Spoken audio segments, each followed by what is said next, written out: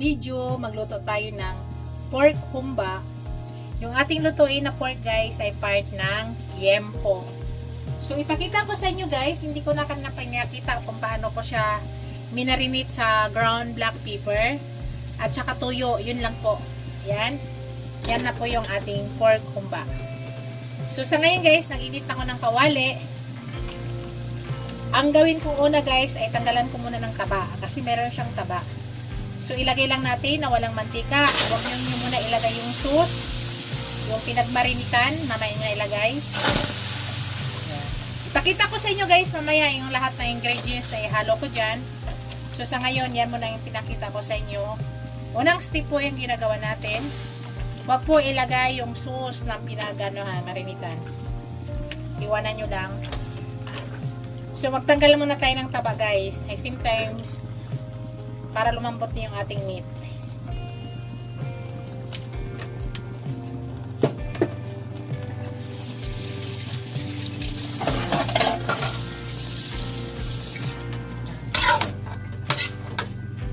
So, hayaan lang muna natin guys. Pakita ko sa inyo mamaya para hindi masyadong maba yung video natin.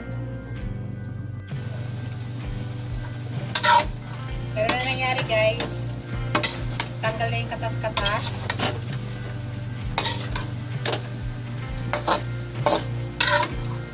Pagsahin muna natin hanggang matanggal yung konting taba. Hindi naman natin masyadong pakuyusan.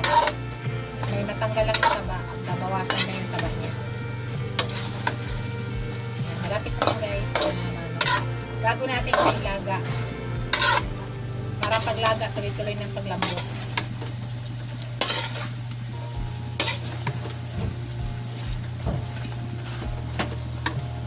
Pakita ko sa inyo mamaya guys. Yan guys, nakita nyo guys. Nakakuha na tayo ng pita oh.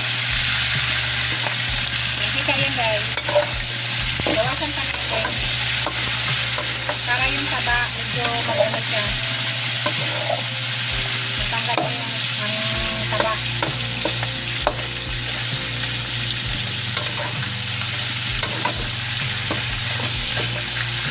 Bago natin siya ilaga. Pero tanggalin natin yung mantika agad siya.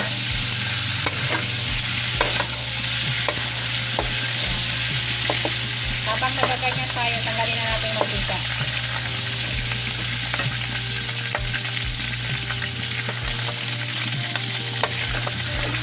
Bawasan ng mantika. Pwede natin ipagluto sa ibang recipe natin.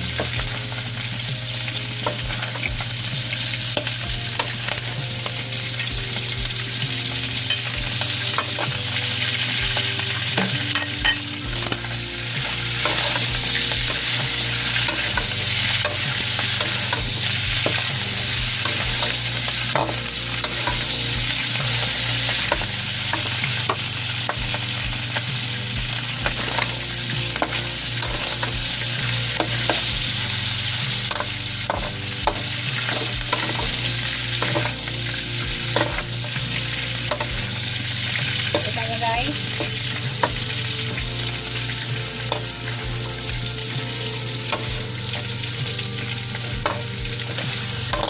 Okay na lang.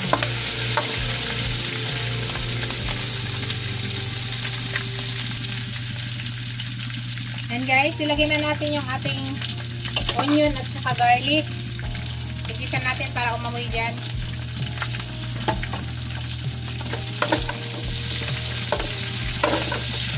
Palaputin natin siya guys. Lagyan natin ng pineapple juice. Simulan natin yung aroma ng sibuyas at saka bawang.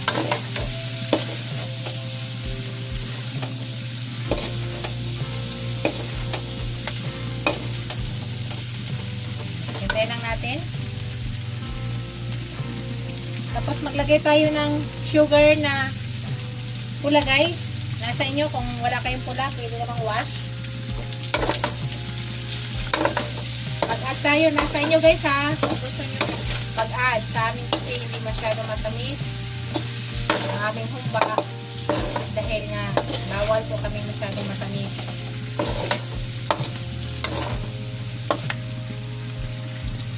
Yan guys, pwede na natin ilagay yung ating pineapple juice Bago natin lagay yung pineapple juice, yung pinagmarinitan, ilagay na natin.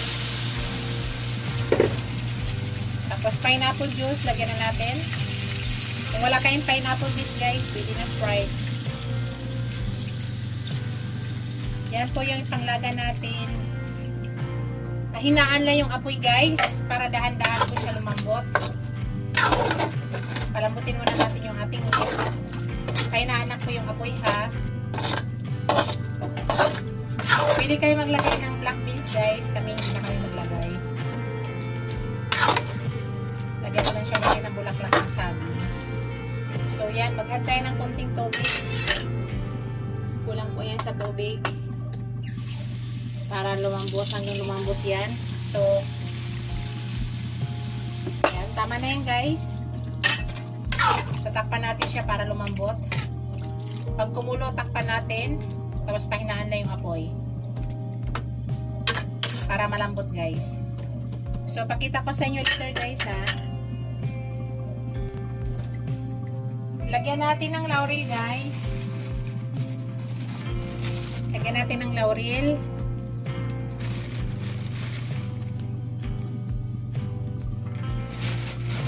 Tapos lagyan natin ng buong paminta.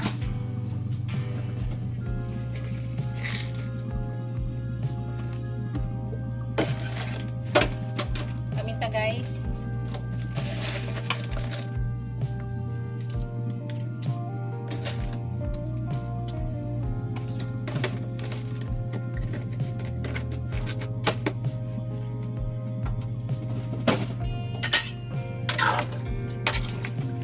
So, palambutin guys ha, sa mahina apoy. So, pag kumulo mamaya nito guys, ay tatakpan ko siya. So, final na to guys. Pakuluin natin sa mahinang apoy para dahan-dahan po siya lumambot ang ating meat at lahat ng lasa dyan. Gamay na tayo mag-final ng timpla.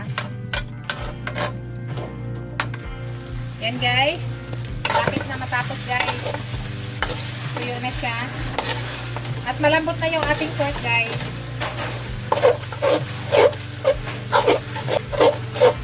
Maganda lang apoy guys ha.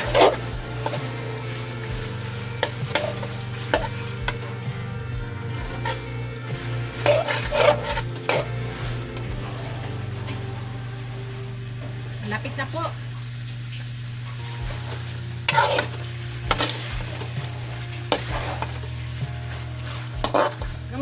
Pag hindi natin pinawasan ng taba to guys, maraming mantika yan. Maraming mantika yan kung hindi natin binawasan ng taba. Pag ganito na, marami nang lumalabas na mantika. Nagbawas tayo ng taba, wala siya mantika. May lalabas man siya konting mantika, konti na lang. So, hintay lang natin.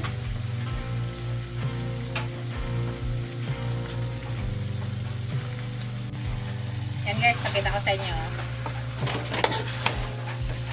Yan.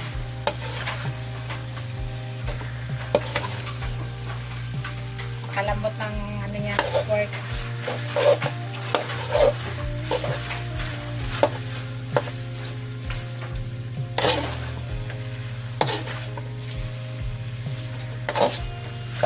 Tama na yung lasa guys. Hindi masyado matamis kasi sabi ko nagbawas ako ng sugar. Pero pag gusto nyo talaga matamis talaga, pwede kayo mag-add ng sugar.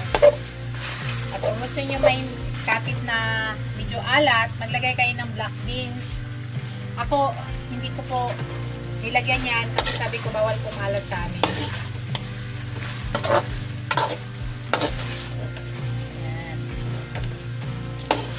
Malambot na ng meat guys. Nakita nyo yung nagmamantika na siya. So pag ganyan guys, tama na siya. Yan. Okay na yan guys. Ipo-focus ko sa inyo yan. Pakita ko sa inyo. And thank you for watching guys. Don't forget to like, comment, share, and subscribe to my channel. See you in my next video guys. God bless us all. Bye. Ingat po lahat.